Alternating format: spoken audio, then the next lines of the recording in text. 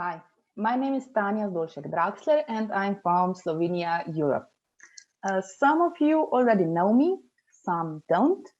In short, professionally, I'm working as a research project manager at the Jože Stefan Institute here in Slovenia. But I'm also a mother to a daughter who has Kleefstra syndrome.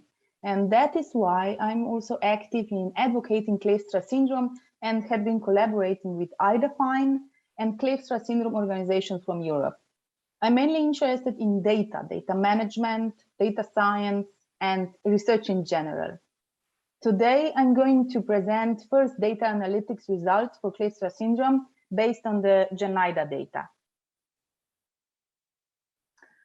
So the online questionnaire of GENIDA has 46 major questions with sub-questions and presents medical information, behavior, development, quality of life, and so on.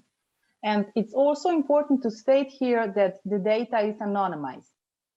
To start, some demographic data. So there are 172 cases reported for Kleefstra syndrome in the GENIDA. Regarding gender, there's almost a balance, as we have 90 female cases and 82 male cases. Regarding the age, we have participants ranging from infants to 45 years old patients. And looking at the country of residence of the participants, we see that we have 48 cases, for example, from USA, then 18 from UK, France 17, Germany 15, and a lot of European countries, but also Australia, Canada, Brazil, Colombia, Japan, Egypt, also India, South Africa, New Zealand. So based on this, we see that GENIDA is really a global registry. Here I have to add that we have also 19 cases where the country was not specified, so we don't know the country of origin. So as already said, GENIDA has 46 questions, and the first 5 questions are containing open answers. So these are sometimes hard to analyze with basic statistics. So basic text analysis was used to get some meaningful insights. So we did look for combinations of 2 and 3 words to see which words often show up together. So for example, question number 2, what's the major behavioral cognitive problem that affects your relatives and the family life? We have 165 answers, and the results show gets frustrated, intellectual disability, nonverbal, behavioral issues, lack communication, impulse control, mood swings, unable to express, makes difficult, new things, play alone, short attention span, grabbing, pinching others, express feelings, pain, adult constantly, moderate intellectual disability, constantly to entertain. Going on, question number 3. Did your relative suffer a major medical problem or discomfort following specific medication?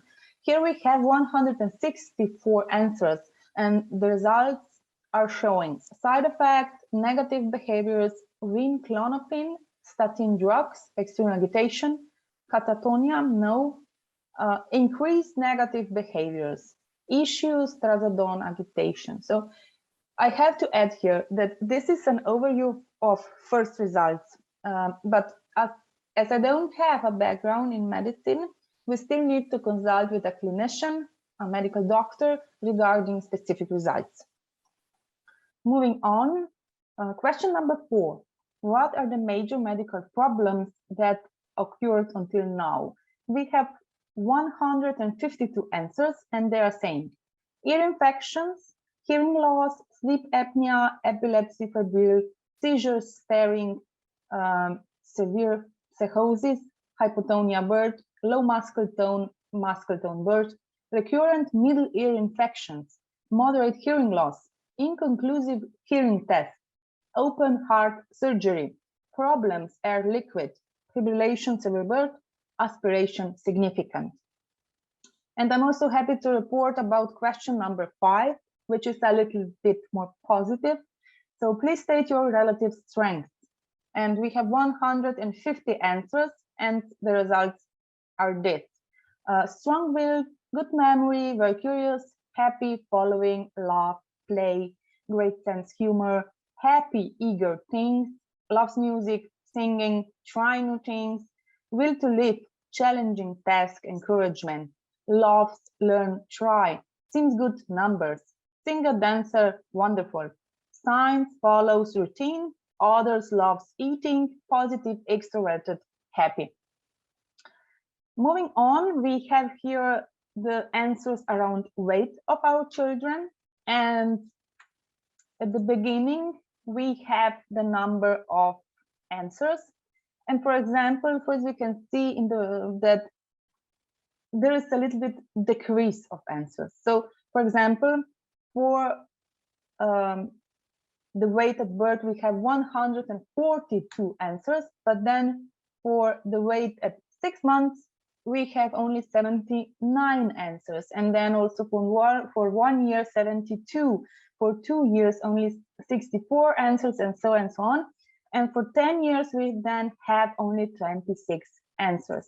So here I have to add that GENIDA is not a one-time questionnaire, but you can come back and again provide answers for specific questions that you think needs an update.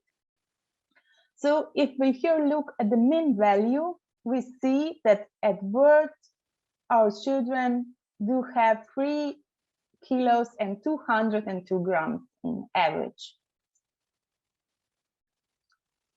The next question is problems during pregnancy. This is a very important question, and we have 174 answers. And the parents did have to choose around 3 answers. So problem during pregnancy, I don't know, yes or no. And the majority of answers is indicating yes, we have problems during pregnancy. We had problems during pregnancy. So we got 109 answers stating yes. And further on, the ones stating yes were further on asked what words best describe them. And they had to choose between different answers. And the majority did choose excessive amniotic fluid, reduced fetal movement, cesarean section, and other.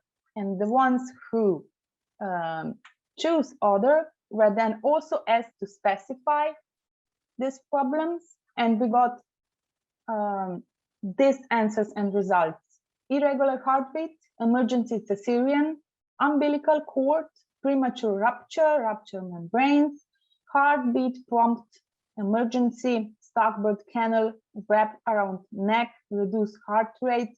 So these were 3 answers, and we prepared the text analysis again. Going on, we have developmental milestones given in months. There are 4 of them: sitting without support, standing independently, walking, and first words. And for sitting without support, we have 130 answers, and the mean value is 13 months. Going on, standing independently, we have 100 answers, and the mean value is 24 months, which is 2 years.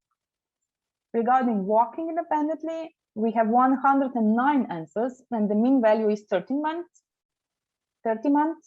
And regarding first words, we again see a decrease in answers, so only 90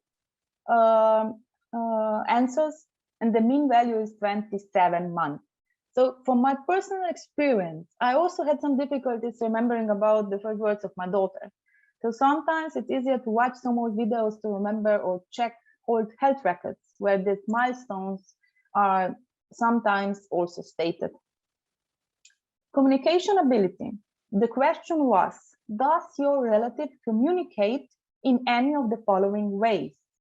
Multiple answers were possible, and the most chosen one were vocal sounds, noises, gestures, with speech.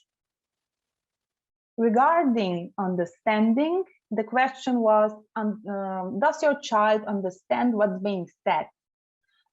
Here we have 160 answers, and the majority, so 121 answers are indicating yes, our children do understand what's being said.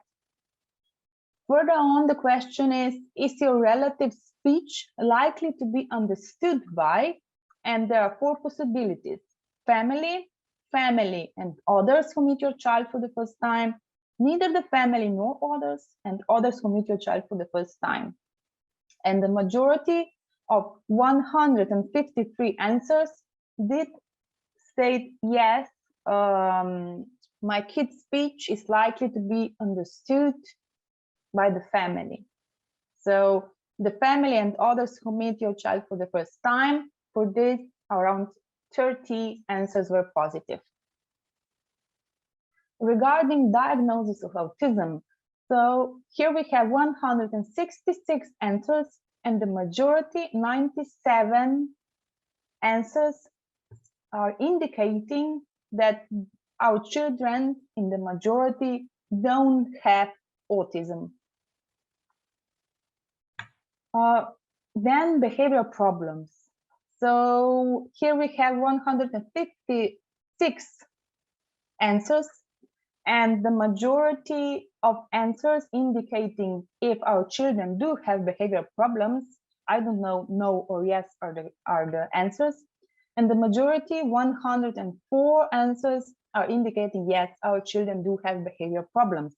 And for those who stated yes, had also to choose what words best describe this behavioral problem, and they had this pool of behavioral problems. So aggressiveness, self-aggressiveness, obsessions, phobias, diagnosed schizophrenia, impulsivity, hyperactive, attention deficit, shy, anxious, depressive tendencies, restricted interests, repetitive behaviors. And for each of them, they had to, so the parents had to state the seriousness. So if this problem is mild, moderate, or major. And for example, we generated this graph, and for example, for mild, we can see that around 40 answers did indicate to have mild self-aggressiveness, around 32 did state mild aggressiveness, and around 25 mild repetitive behaviors. So this was really a short overview of the first results. We will continue to work on the analytics, and the results will also be included in the Kleefstra syndrome clinical guideline that is being prepared under the supervision of Professor Kleefstra. So to conclude, I can say that the future is bright for rare diseases, but data is still crucial. So we parents can really help to improve the clinical care and the research around therapies.